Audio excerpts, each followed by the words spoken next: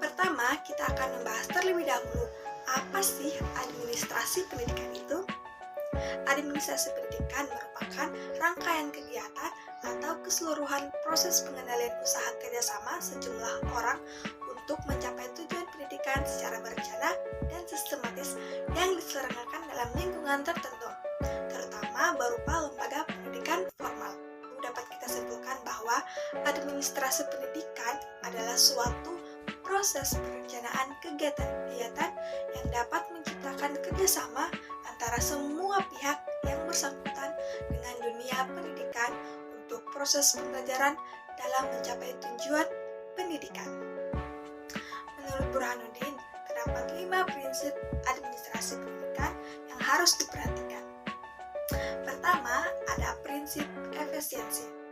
Administrator akan berhasil dalam menjalankan tugasnya jika mampu menggunakan semua sumber, tenaga, dana, dan fasilitas yang ada secara efisien. Agar prinsip efisien dapat terlaksana, semua objek administrasi harus diorganisasikan dengan baik, sehingga penerapan prinsip efisiensi dapat benar-benar relevan dengan tujuannya. Kedua, ada prinsip pengelolaan. Tenaga administrasi akan mendapatkan hasil yang paling efektif apabila mampu menerapkan kegiatan manajemen, yaitu merencanakan, mengorganisasikan, mengarahkan, dan melakukan pemeriksaan. Perencanaan yang dilakukan berpihak pada visi dan misi yang jelas, sehingga program-program yang dijadwalkan dibuat secara sistematis dan mendahulukan skala prioritas sebagaimana mengatur dan menjadwalkan program jangka panjang, jangka menengah, dan jangka pendek. Dengan demikian, semua pelaksanaan program saling mempengaruhi. Ketiga, yaitu prinsip pengutamaan tugas pengelolaan. Administrator harus mempunyai sikap tanggung jawab dan berpegang pada amanah untuk mengutamakan tugasnya. Pelaksanaan tugas tidak didasarkan pada pesan sponsor saja, melainkan atas dasar skala prioritas. Apabila prinsip ini dilanggar, prinsip efisiensi akan terabaikan, bahkan akan hanya memboroskan biaya, karena pelaksanaan yang di luar tanggung jawab administrator hanya akan kejalin seluruh tugas administratif yang ujung-ujungnya tugas pengelolaan tidak terkontrol dengan baik dan benar. Keempat, ada prinsip kepemimpinan yang efektif. Administrator adalah seorang pemimpin yang memiliki sifat bijaksana dalam mengambil keputusan, tegas, lugas, tuntas, dan berkualitas. Kelima atau terakhir yaitu prinsip kerjasama. Seorang administrator harus mampu melaksanakan dan mengembangkan kerjasama antar anggota secara keseluruhan. Untuk mencapai kinerja yang sinergis, dilakukan pembagian tugas wewenang dan tanggung jawab yang disesuaikan dengan pengalaman, bakat, minat, pengetahuan, dan kepribadian masing-masing orang yang diperlukan dalam menjalankan tugas-tugas tersebut. Poin selanjutnya yaitu tujuan dari administrasi pendidikan. Apa saja tujuannya? Yang pertama, agar tujuan pendidikan tampil secara formal dengan jalan menyeleksi, merumuskan, menjabarkan, dan menetapkan tujuan pendidikan yang bersangkutan secara formal. Kedua, untuk menyebarluaskan dan berusaha menanamkan tujuan pendidikan itu kepada anggota lembaga sehingga tujuan pendidikan tersebut menjadi kebutuhan dan pendorong para anggota lembaga. Ketiga, untuk menjabarkan, memilih, menyeleksi, dan menetapkan proses berupa tindakan, kegiatan, dan pola kerja yang diperhitungkan dapat memberikan hasil yang sesuai dengan tujuan yang ditetapkan. Yang keempat yaitu menguasai semua pelaksanaan dalam proses pendidikan dan lainnya dengan memantau, memeriksa, dan mengendalikan setiap kegiatan dan tindakan pada setiap tahap proses sistem. Kelima, ada menilai semua hasil yang telah dicapai ataupun proses yang sedang atau telah berlaku. Mengupayakan agar informasi tentang hasil dan proses itu menjadi umpan balik yang dapat memperbaiki proses dan hasil selanjutnya. Selanjutnya yaitu fungsi dari administrasi pendidikan. Fungsi administrasi pendidikan yaitu pertama ada perencanaan atau planning. Perencanaan adalah suatu kegiatan memikirkan, membuat, ataupun memilih berbagai tindakan atau strategi untuk mencapai tujuan pendidikan.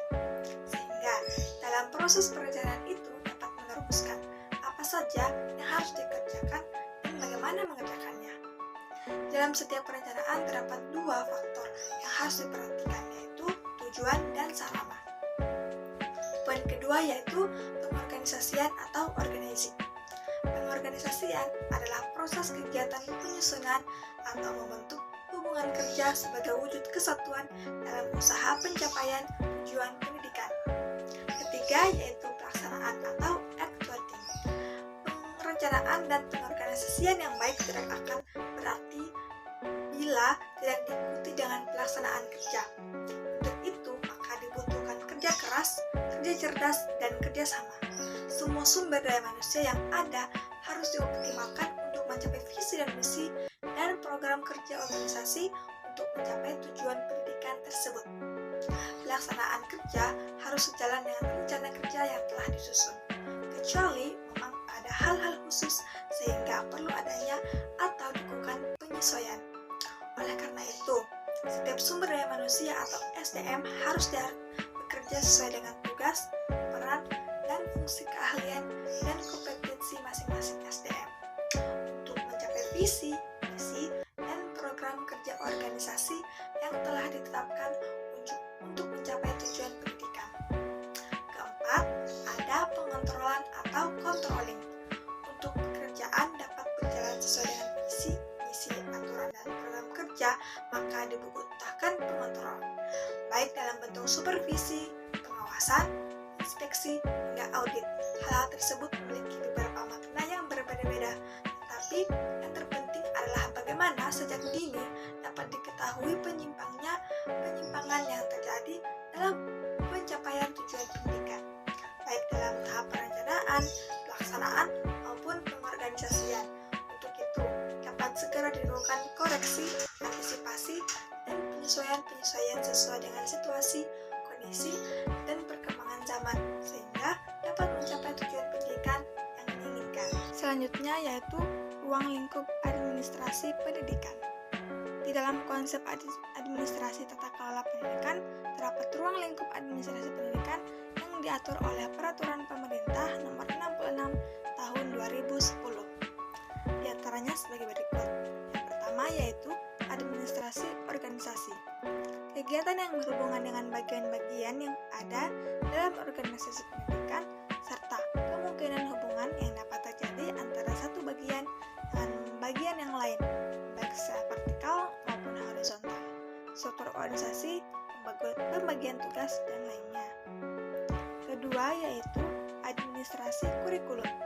Kegiatan yang meliputi perencanaan kurikulum, pemetaan jumlah mata pelajaran yang diajarkan, jumlah guru beserta pembagian jam pelajaran, jumlah kelas, penjadwalan, buku yang dibutuhkan atau metode penyampaian, sistem yang dipergunakan, penyusunan kalender akademik, sampai kepada evaluasi pelaksanaan kurikulum di lapangan. Ketiga yaitu administrasi kepegawaian.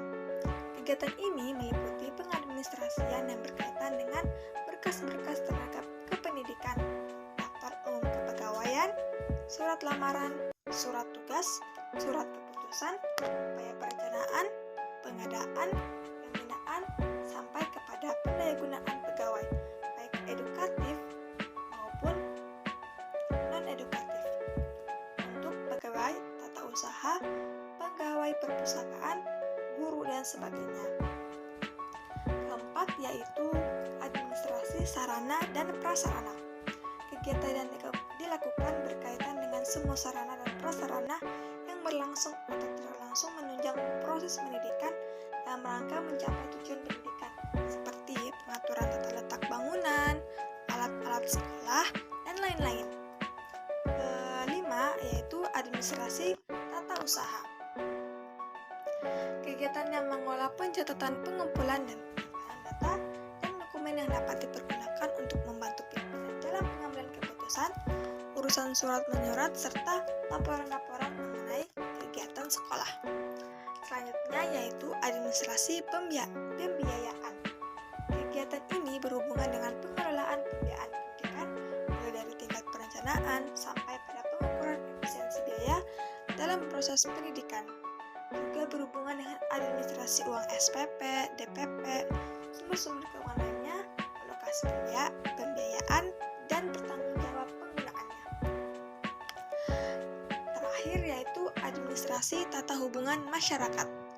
Administrasi tata hubungan dan masyarakat ialah kegiatan administrasi pendidikan yang mengelola hubungan masyarakat dengan sekolah.